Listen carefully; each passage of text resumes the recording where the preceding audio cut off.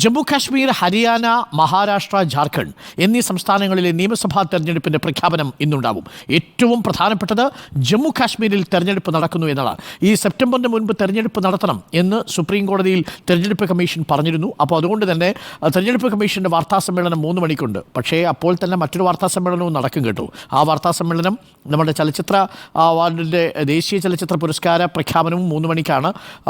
തെരഞ്ഞെടുപ്പ് കമ്മീഷന്റെ വാർത്താ സമ്മേളനവും 3 മണിക്കാണ്. കേരളത്തിലെ ഉപതെരഞ്ഞെടുപ്പ് തീയതികൾ പ്രഖ്യാപിക്കുമോ എന്നതിലും വലിയ ആകാംക്ഷയുണ്ട്. ആദിൽ പാലോട് ചേരുന്നു. ആദിൽ പാലോട്, അവിടെ പാലുകാച്ച് ഇവിടെ കല്യാണം എന്ന് പറയുന്ന പോലെയാണല്ലോ. ഇപ്പോൾ ഏത് വയ്ക്കും എന്നുള്ള കാര്യത്തിൽ നമ്മളും കൺഫ്യൂസ്ഡായി. ദേശീയ ചലച്ചിത്ര അവാർഡ് പ്രഖ്യാപനം 3 മണിക്കാണ്.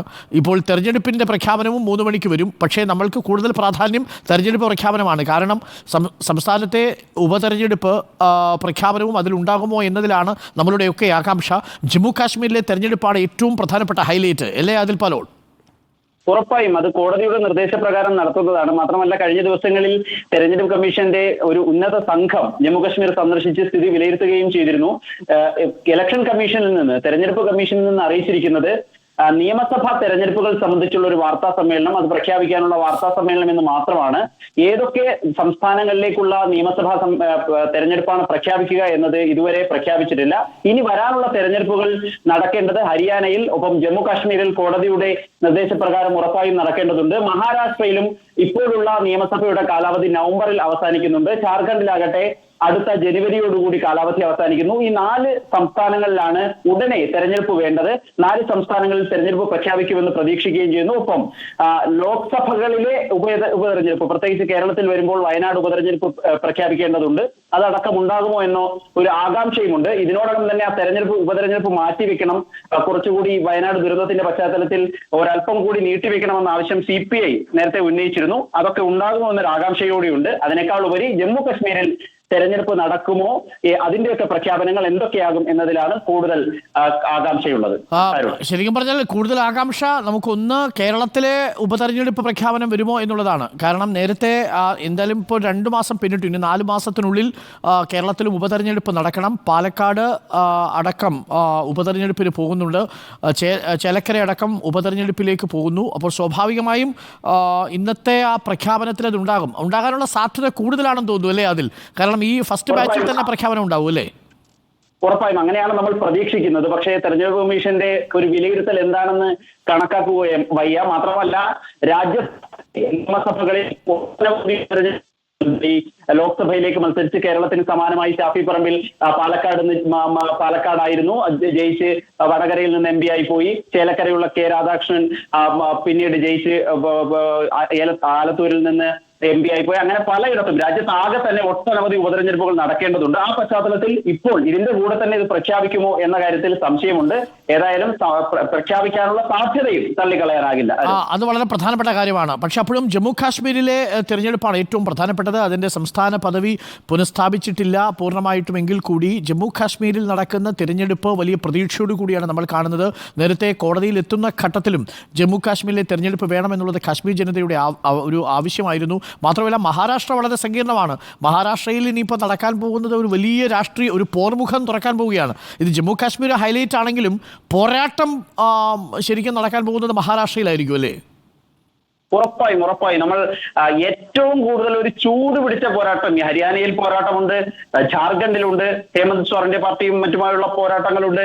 പക്ഷേ ഏറ്റവും കൂടുതൽ രാഷ്ട്രീയ കോളിളക്കം ഉണ്ടാക്കുക, രാഷ്ട്രീയ ചടുല നീക്കങ്ങൾ ഉണ്ടാവുക മഹാരാഷ്ട്രയിലാകും എന്നത് നിസ്സംശയം നമുക്ക് പറയാനാകും. കഴിഞ്ഞ തവണ ജയിച്ചവർ പിന്നീട് മറുകണ്ഠം ചാടിയതും ഏക്നാഥ് ഷിൻഡെ എങ്ങനെയാണ് ഈ തെരഞ്ഞെടുപ്പിനെ നേരിടുക എന്നതുമൊക്കെ വലിയ ആകാംക്ഷയോടെയാണ് ദേശീയ രാഷ്ട്രീയം തന്നെ നോക്കുന്നത് എന്നതാണ് ഏറ്റവും നമുക്ക് കൃത്യമായി തന്നെ പറയാവുന്ന കാര്യം. ശരത് പവാറിന്റെ ശേഷി ഇനി എത്രത്തോളം ഉണ്ടാകുമെന്നതും ഈ തെരഞ്ഞെടുപ്പിലൂടെ നമുക്ക് അറിയാൻ കഴിയും. എല്ലാവരും ഉറ്റുനോക്കുന്നത് ആദിൽ പാലോട് ഈ ശരത് പവാറിലേക്ക് അജിത് പവാറിന്റെ കുടുംബം മടങ്ങുമോ? മഹാരാഷ്ട്ര ഒരു സൂപ്പർ ക്ലൈമാക്സ് ആയിരിക്കുമെന്ന കാര്യത്തിൽ സംശയമൊന്നുമില്ല. കാരണം അവിടെ ഒരുപാട് ഇനി നീക്കങ്ങൾ നടക്കാൻ പോകും. നാടകീയമായ നീക്കങ്ങൾ ഒരുപാട് നടക്കും. അതിൽ ഏറ്റവും പ്രധാനപ്പെട്ട നീക്കം അജിത് പവാർ തിരിച്ച് ശരത് പവാറിന്റെ ക്യാമ്പിലേക്ക് മടങ്ങുമോ എന്നുള്ളതാണ്. NDAയിൽ നിന്ന് മടങ്ങുമോ എന്നുള്ളതാണ്.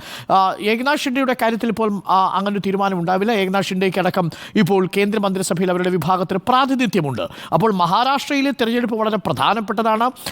ഇത്തവണ ഉദ്ധവ് താക്കറെ രണ്ടും കൽപ്പിച്ചാണ് ഞങ്ങളാണ് യഥാർത്ഥ ശിവസേന എന്ന് ഉദ്ധവ് താക്കറെ, ഞങ്ങളാണ് യഥാർത്ഥ NCP എന്ന് അജിത് പവാർ. അവർക്ക് ഈ തെരഞ്ഞെടുപ്പിൽ കിട്ടിയിരിക്കുന്ന അഡ്വാൻറ്റേജ്, ലോക്സഭാ തെരഞ്ഞെടുപ്പിൽ ഇരുവിഭാഗത്തിനും കിട്ടിയിരിക്കുന്ന അഡ്വാൻറ്റേജും തള്ളിക്കളയാൻ പറ്റുന്നതല്ല. അതുകൊണ്ടുകൂടി കോൺഗ്രസിൻ്റെ കൂടി ഒരു ഉയർപ്പുണ്ടാവുന്ന ഒരു തിരഞ്ഞെടുപ്പായിരിക്കും മഹാരാഷ്ട്രയിൽ നിന്ന് നമ്മൾ പ്രതീക്ഷിക്കുന്നു. പ്രിയപ്പെട്ട പ്രേക്ഷകരെ, ഇന്ന് 3 മണിക്ക് നിങ്ങൾ കാത്തിരിക്കുക. ഏറ്റവും പ്രധാനപ്പെട്ടത് കേരളത്തിലെ ഉപതെരഞ്ഞെടുപ്പുകൾ ഉണ്ടാകുമോ എന്ന തീയതി നമുക്ക് ഇന്ന് 3 മണിക്ക് അറിയാം.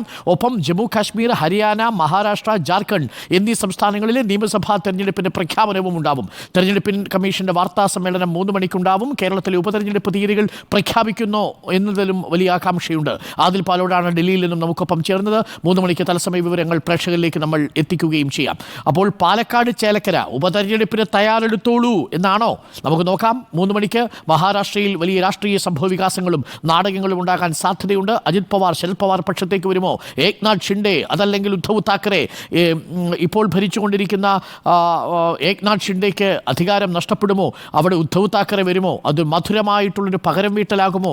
അതല്ല വീണ്ടും പുതിയ സർക്കാർ വന്നതിൻ്റെ ഒരു യൂഫോറിയ, ഒരു സ്വാസ്ഥ്യത്തിൽ, ഒരു അന്തരീക്ഷത്തിൽ വീണ്ടും അധികാരം നിലനിർത്തുമോ? ഒരുപാട് ചോദ്യങ്ങൾ ബാക്കിയാണ്. ജാർഖണ്ഡ് സോറൻ മധുരപ്രതികാരം ഒരിക്കൽ കൂടി വീട്ടുമോ ജാർഖണ്ഡിലെ തിരഞ്ഞെടുപ്പിൽ? ഹരിയാനയിൽ എന്താണ് സംഭവിക്കാൻ സാധ്യതയുള്ളത്? ഹരിയാനയിലെ രാഷ്ട്രീയ സംഭവ വികാസങ്ങൾ നിലവിൽ ആം ആദ്മി പാർട്ടിക്കും ഒപ്പം തന്നെ കോൺഗ്രസിനുമൊക്കെ അനുകൂലമായിട്ടാണെങ്കിൽ ഇത്തവണ തിരിച്ചാകുമോ എന്നുള്ളതാണ് ഒരു പ്രധാനപ്പെട്ട ചോദ്യം. ഹരിയാനയിൽ ലോക്സഭാ തെരഞ്ഞെടുപ്പിൽ കണ്ട ഒരു വലിയ മാറ്റം ഇത്തവണ നിയമസഭയിൽ പ്രതിഫലിക്കുമോ എന്നതും നമ്മൾ കണ്ടറിയണം.